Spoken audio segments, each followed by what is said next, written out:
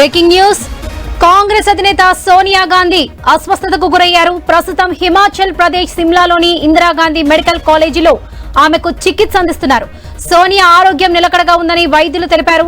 గతంలోనూ స్వల్ప అస్వస్థతకు గురై న్యూఢిల్లీలోని సర్ గంగారాం ఆసుపత్రిలో సోనియా గాంధీ చికిత్స తీసుకున్నారు.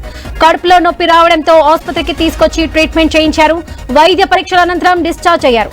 తాజాగా మరోసారి ఆమె ఆసుపత్రిలో చేరడం కాంగ్రెస్ శ్రేణులను కలవరపాటుకు గురి చేస్తుంది. ఆమె త్వరగా కోలుకోవాలని పూజలు చేస్తున్నారు.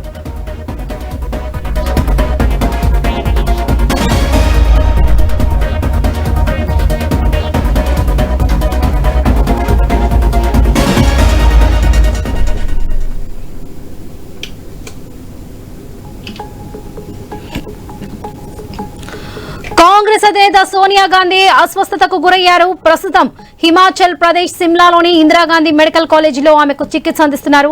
సోనియా ఆరోగ్యం నిలకడగా ఉందని వైద్యులు తెలిపారు. గతంలోనూ స్వల్ప అస్వస్థతకు గురై న్యూఢిల్లీలోని సర్ గంగారాం ఆసుపత్రిలో సోనియా గాంధీ చికిత్స తీసుకున్నారు. కడుపులో నొప్పి రావడంతో ఆసుపత్రికి తీసుకొచ్చి ట్రీట్మెంట్ చేయించారు. వైద్య పరీక్షల అనంతరం డిశ్చార్జ్ అయ్యారు. తాజాగా మరోసారి ఆమె ఆసుపత్రిలో చేరడం కాంగ్రెస్ శ్రేణులను కలవరపాటుకు గురి చేస్తుంది. ఆమె త్వరగా కోలుకోవాలని పూజలు చేస్తున్నారు.